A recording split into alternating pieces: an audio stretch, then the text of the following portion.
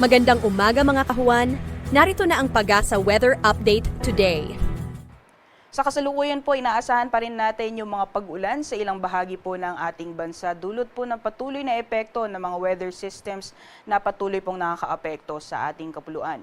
Dito po sa may bahagi ng Visayas, nakikita po natin itong mga kumpol na kaulapan na umaabot hanggang dito sa Palawan. Yan po yung shear line o yung pagsasalubong ng malamig at mainit na hangin. At dahil po dito sa shear line ay asahan po natin na malaking bahagi ng Kabisayaan, gayon din dito sa Palawan ay makakaranas po tayo ng maulan na panahon ngayong araw. Gayon din dito sa may Mindanao, inaasahan din po natin yung maulan na panahon. Dulot naman yan ang epekto ng easterlies o yung mainit na hangin na nanggagaling sa karagatang Pasipiko.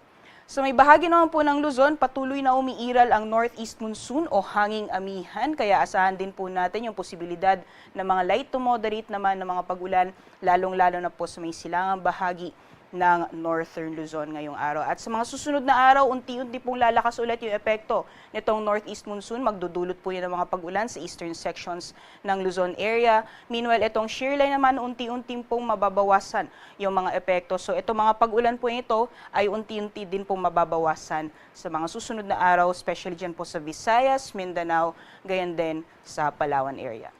So alamin naman po natin ang magiging lagay ng panahon ngayong araw sa mga piling syudad dito po sa ating bansa. Dito po sa Luzon, dulot po na epekto ng northeast monsoon o hanging amihan, magiging maulan po or magiging makulimlim yung panahon na may kasamang light to moderate naman na mga pag-ulan sa bahagi po ng Cagayan, gayon din sa may Isabela. Meanwhile, for the rest of Luzon, inaasahan po natin yung generally fair weather conditions except na lamang po yung mga tsansa na mapanandali ang pagbuhos ng ulan o mga mahihina mga pag-ulan o mga pag-ambon. Temperature forecast naman po sa mga piling syudad dito sa Luzon area, medyo may kalamigan po yung mga temperatura natin dahil inaasahan na lalakas ulit yung epekto nitong northeast monsoon. Sa lawag po, yung agwat ng temperatura maglalaro na 22 hanggang 28 degrees Celsius, gayon din yung maximum temperatures sa Tugigaraw area.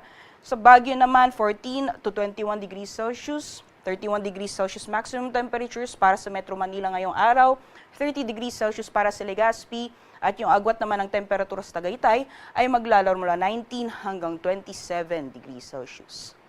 So magiging lagay naman po ng panahon sa nalalabing bahagi po ng ating bansa, so for Palawan, Visayas as well as Mindanao area. Possible po yung scattered rain showers or thunderstorms dulot po ng epekto ng shear line, pati na rin po ng easterlies. So buong araw po magiging makulimlim yung panahon at may mga kasama po yan na mga kalat-kalat mga pag-ulan, pagkidlat at pagkulog ng mga moderate to at times heavy na mga pag-ulan.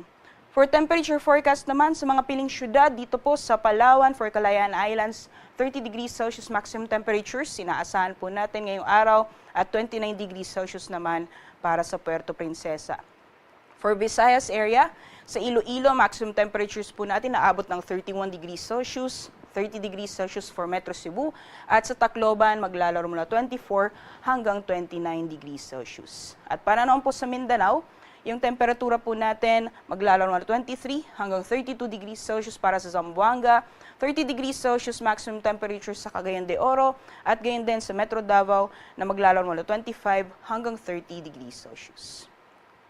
Sa kalagayan naman po ng ating karagatan, meron po tayong babala sa matataas mga pag-alon or gale warning sa mga dagat baybayin po ng Northern Luzon, particularly sa mga dagat baybayin po ng Batanes, Babuyan Islands, sa mainland Cagayan, Isabela, at dito po sa western coasts ng Northern Luzon, dyan po sa Ilocos Norte at Ilocos Sur. Ibig sabihin po nito, inaasahan po natin yung maalon hanggang sa napakaalong karagatan, so delikado pong pumalaot, lalong-lalo na po sa ating mga kababayan na may mga malit na sasakyang pandagat.